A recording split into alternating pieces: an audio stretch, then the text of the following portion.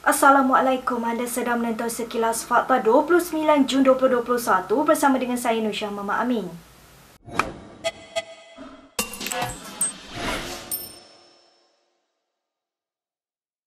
Yang di-Pertuan Agong Sultan Abdullah Sultan Ahmad Shah sekali lagi menzahirkan pandangan bahawa sidang parlimen perlu diadakan secepat mungkin. Pandangan itu disampaikan ketika menerima menghadap Yang di-Pertua Dewan Rakyat dan Dewan Negara Azhar Harun dan Rais Yatim di Istana Negara hari ini. Dalam satu kenyataan, Datuk Pengelola Bijaya Diraja Ahmad Fadil Syamsuddin berkata, pertemuan sejam itu adalah lanjutan daripada perbincangan khas Raja-Raja Melayu pada 16 Jun lalu. Turut hadir hari ini adalah timbalan Yang di-Pertua Dewan Negara, Senator Muhammad Ali Muhammad dan juga kedua-dua timbalan Yang di-Pertua Dewan Rakyat, Muhammad Rashid Hasnun dan Azalina Osman Said. 25 Jun lalu, Azhar dan Rais mengeluarkan kenyataan bahawa Parlimen sedang mengkaji persidangan secara hybrid dan memerlukan masa untuk membuat persediaan. Dalam pada itu, baginda berpandangan semua jawatan kuasa pilihan Parlimen ke-14 hendaklah meneruskan sesi mesyuarat pelaksanaan mekanisme semak dan imbang bagi menjamin tadbir urus yang telus dan bertanggungjawab. Satu kempen yang meminta pihak yang terputus bekalan makanan menaikkan bendera putih mula mendapat perhatian. Tidak jelas bagaimana kempen itu dimulakan, namun semakin ramai yang berkongsi mesej kempen itu sejak petang semalam. Berdasarkan poster yang diedarkan, kempen tersebut adalah untuk memberi isyarat kepada orang ramai agar menghulurkan bantuan kepada mereka yang memerlukan bantuan segera. Antara mesej yang disertakan agar mereka yang memerlukan bantuan tidak mengambil tindakan drastik dalam menghadapi kesulitan. Sejak beberapa minggu kebelakangan ini, laporan mengenai kes bunuh diri di kalangan rakyat Malaysia semakin meningkat berpunca oleh pelbagai faktor, antaranya kehilangan mata pencarian. Dengan banyak mesej dan poster yang tersebar di media sosial berkaitan kempen itu, rata-rata memuji inisiatif itu sebagai cara yang baik untuk memohon bantuan. Masih mengenai kempen bendera putih, Pemuda Pakatan Harapan hari ini menyifatkan kempen yang tular itu sebagai bukti Kerajaan Perikatan Nasional telah gagal menjaga kebajikan rakyat di sepanjang PKP. Mereka dah penat dengan pemimpin-pemimpin politik di Putrajaya yang sibuk untuk mengekalkan kuasa. Mereka dah penat dengan apa bentuk bantuan yang sepatutnya mereka dapat, tapi dengan kerengah birokrasi mereka tak dapat. Mereka dah penat.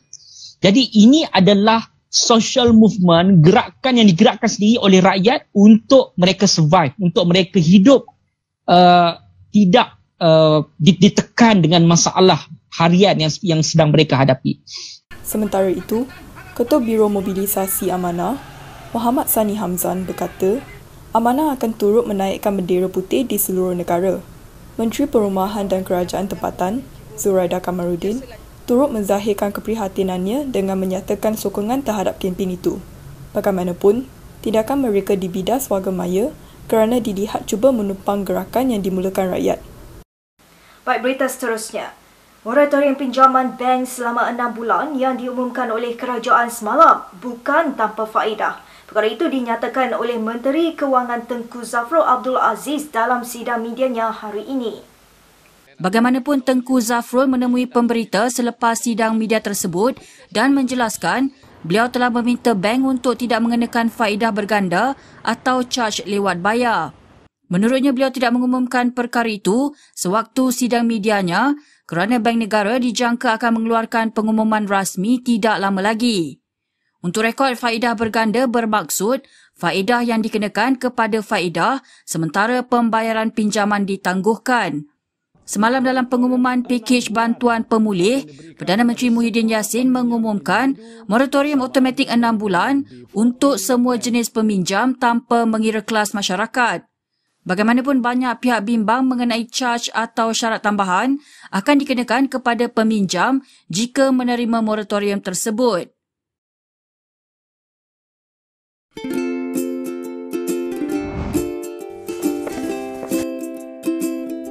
Shellfish, red meat, and beer.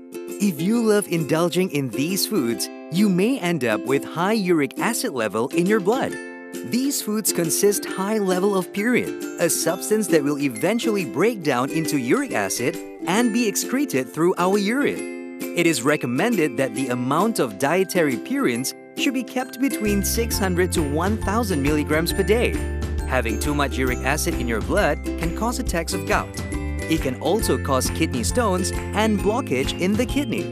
The crystallization of the excessive uric acid in your blood can be eased by reducing purine-rich food to only 100 to 150 milligrams daily, maintaining a healthy lifestyle, and consuming urinary alkalinizer like Ural.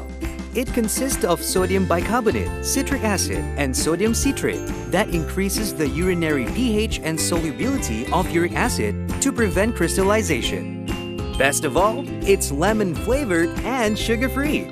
Ural, effective urinary alkalinizer. Neutralize your uric acid problem now.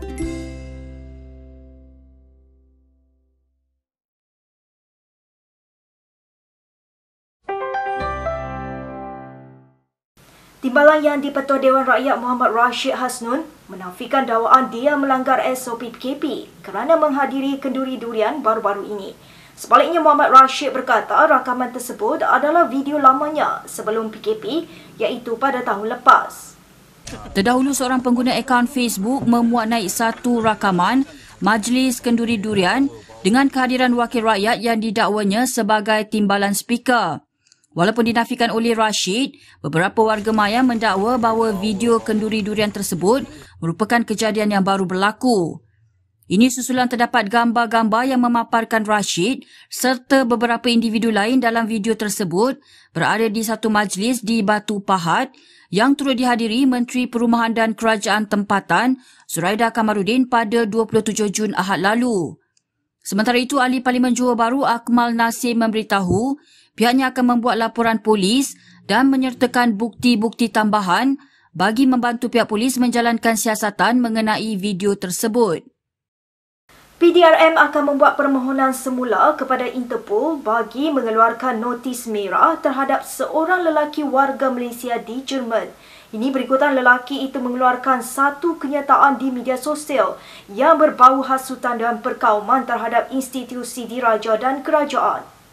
Menurut laporan bernama, Pengarah Jabatan Siasatan Jenayah Bukit Aman, Abdul Jalil Hassan berkata, PDRM sebelum ini pernah mengemukakan permohonan notis merah kepada Interpol pada 22 Disember tahun lalu, bagaimanapun ia ditolak. Katanya Interpol menolak permohonan itu dengan merujuk kepada artikel 3 Perlembagaan dan Peraturan Interpol, antara lain tidak campur tangan dengan kes yang melibatkan politik, agama dan kaum. 3 hari lalu, Jalil berkata pihaknya sedang mencari individu yang dikenali sebagai N. Ganis Paran, 39 tahun, dipercayai berada di Jerman atas kesalahan mengeluarkan kenyataan yang boleh menyebabkan kegentaran awam dan menggugat keamanan negara. Baik, berikut beberapa lagi ringkasan berita untuk hari ini.